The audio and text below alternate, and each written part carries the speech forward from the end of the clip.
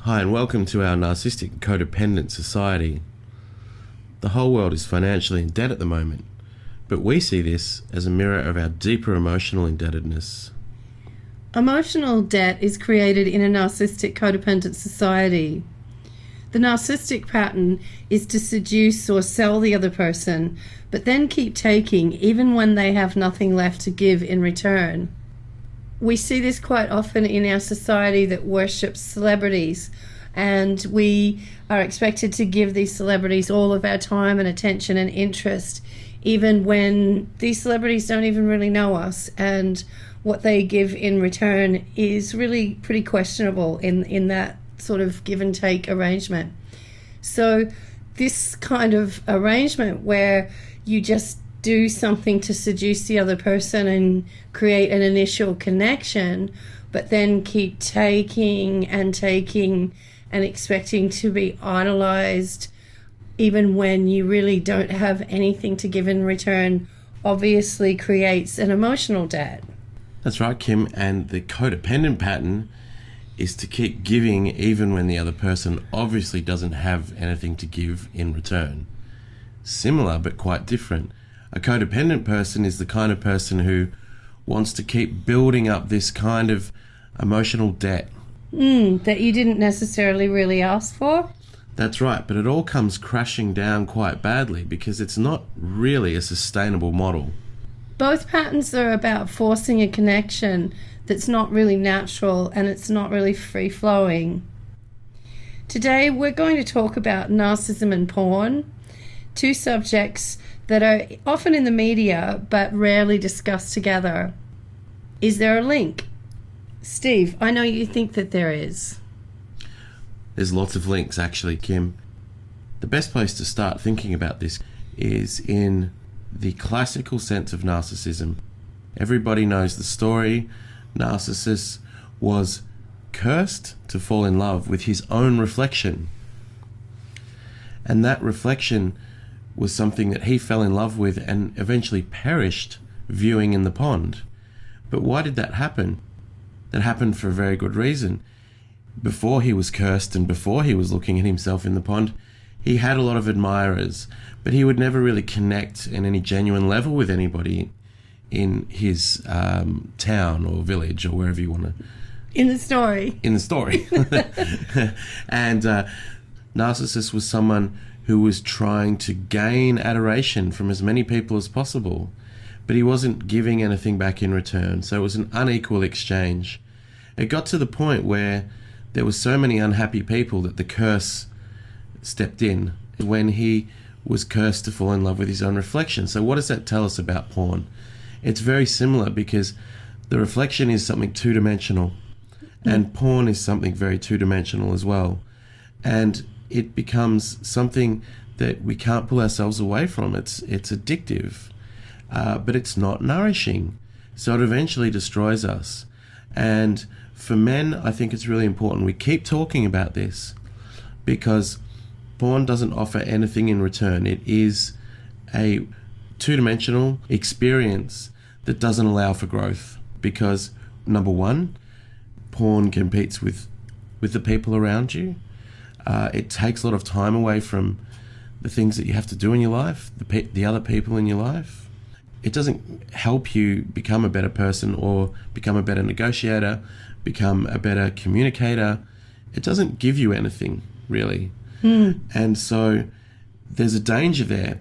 But the bigger danger that I'd like to talk about with you now, Kim, is that I think men and women who are addicted to porn feel as though they're in control.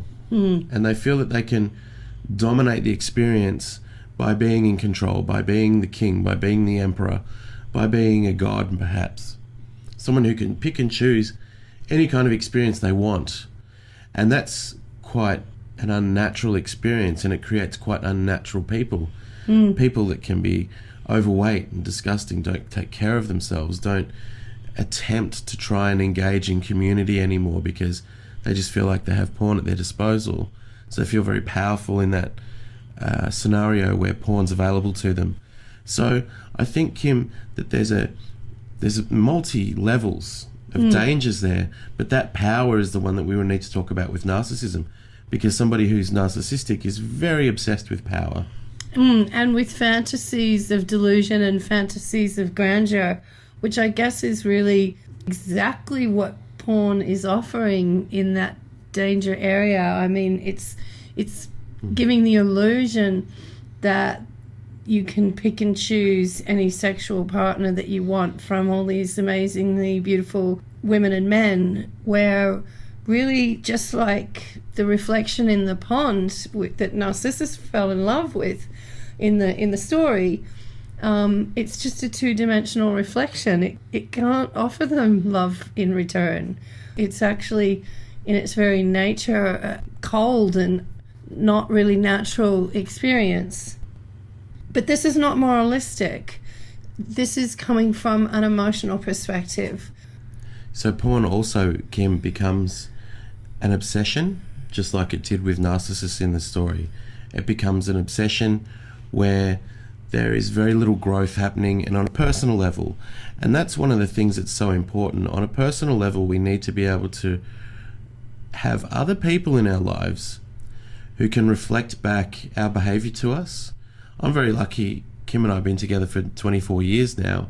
So we have this great exchange where I get a lot of feedback from her and she gets a lot of feedback from me about how it is that I'm behaving and how it is that I relate to other people, and she can give me an objective point of view with how I relate to other people, and we have arguments about how we relate with each other all the time.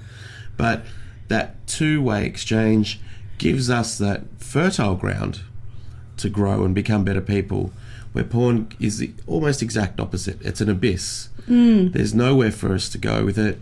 It just becomes a consumption. It becomes consuming. It becomes obsessional. Like Narcissus's cold and empty pond that he ends up lonely and dying in the story. We hear a lot of criticism these days of kids and social media and how that is narcissistic. Teenagers taking selfies has nearly become the definition of narcissistic. Well, I don't know. I think that the kids are mainly taking pictures of themselves to share with each other. And even if those pictures aren't completely realistic all the time of themselves, they're probably a lot closer to being realistic. And what they're doing in sharing them is really inviting an exchange that's on an equal level with other people. And I think they cop way too much flack for that. And there really should be more attention placed on the fact that this porn epidemic that we've really got happening on the planet right now, which is a social experiment of unprecedented magnitude, and that we really are seeing some very well-documented and very catastrophic results from, in terms of what it's doing to divorce rates, what it's doing to families, and particularly what it's doing to men, to the point where you really have a lot of men choosing to opt out from this and saying, I don't want to engage with this any longer, because they see that it's hurting them. Hopefully from this little segment that we've done today, we can start a broader conversation where we start making more of a link between porn and narcissistic behavior, and leave the kids in their selfies a little bit more space and a little bit more respect. I agree. I think we should celebrate our youth while we have it. Absolutely. And let them have their photos, because before long you're old and you're not as photogenic as you used to be. But Kim, I think it's also very important that we raise another topic here, a topic that links narcissism and porn, and that topic is shame. Nobody really wants to be associated with porn. I know a lot of guys laugh about it. There's a lot of jokes about it, and I work in an industry where there's a lot of guys around, and every now and then they'll joke about it, but it's not something that they're really very happy to be associated with in a broader context in their lives. So you can make a small joke about it here and there, but really, I think the story that I'm thinking about now, Kim, is back many years ago. I had an argument with Kim, and I said to you, hun, I said, oh yeah, well, all the guys just watch porn, and so it's no big deal, you know? You shouldn't really be worried about it. You pretended it was my problem. I That's was right. just jealous. That's right. I tried to say, hey, it's your problem. Everybody watches it. But in fact, I remember this very clearly. You said to me, oh, well, if it's not so much of a problem, Steve, I'll let name withheld know that you think it's okay to be watching porn. Now, the name withheld was somebody that I was working very closely with. He was a mentor for me. He was somebody who was introducing me to some wonderful business opportunities at the time. He was somebody that I had a lot of respect for, and who had a very solid and clean living background. And he was actually an ex-Baptist minister. That's right. And he wouldn't have supported my views that porn was okay and that most guys were okay about it. So that did actually hit home for me. And I said, well, actually, no, I don't really want to be associated with porn. And that was You really... were horrified. You were horrified about the idea of him knowing. Yeah. And you actually realised then how embarrassed you were about it, really. Well, and that was enough to shame me into really taking stock. And I want the guys that are listening to take that in. I mean, you really don't want to be associated with it. It's as common as anything. It doesn't have any... It doesn't give you anything. It takes so much away from you. And so it really is something to think about, and that's why we're talking about it on this show today. And of course, you know, it's attractive. We're hardwired to be attracted to the opposite sex, or not everyone, but to be attracted, you know, to each other sexually. And that's normal, and that attraction is normal.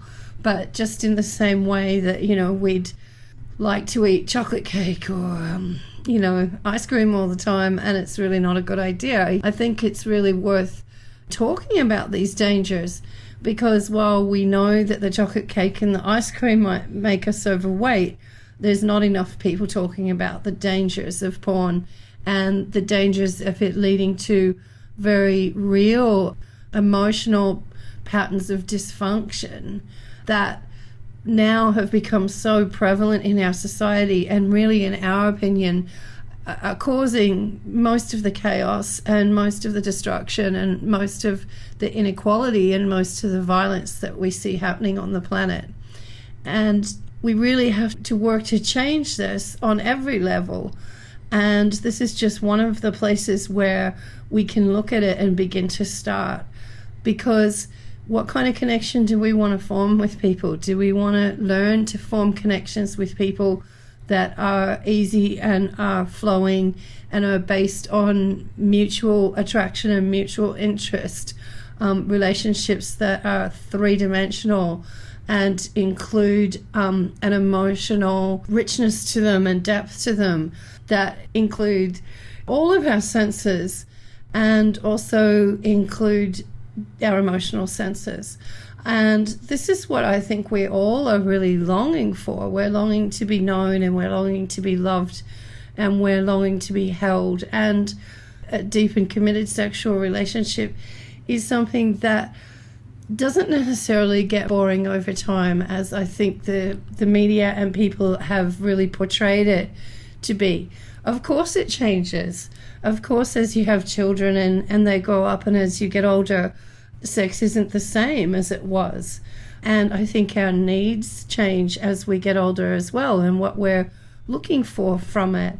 And this whole idea that we should all be sort of running around and feeling as sexual and virile and pumped up as we were when we were in our teens or when we were in our 20s is really a bit of insecurity. I think we really need to start rejecting that when that's forced onto us, those ideas, because I think most of the people that are forcing those ideas on us are really usually trying to sell us something, and the things that they're trying to sell us aren't necessarily things that are going to nourish us or are going to help us find that love and belonging that we're really looking for.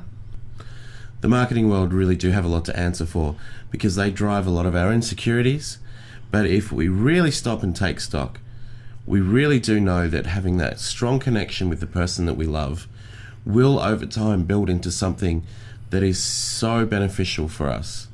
And we can't listen to the advertisers they will have you think the opposite. If you're in a sustainable, loving, gentle relationship with someone for a long time, you're not a big consumer. But if you're in any way anxious or insecure about yourself, you're a fantastic consumer. Yeah. So just remember that and listen to Kim and Steve, because we got the goss. Absolutely. Well, thanks for joining me, Steve, and having the courage and determination to get these segments started, even when I know you're really sick and you should be in bed. Listen to your poor throat. I'm going to take care of you now. Thanks for joining us. And a little later this week, we'll be doing a segment on porn and codependence. Good night. Bye.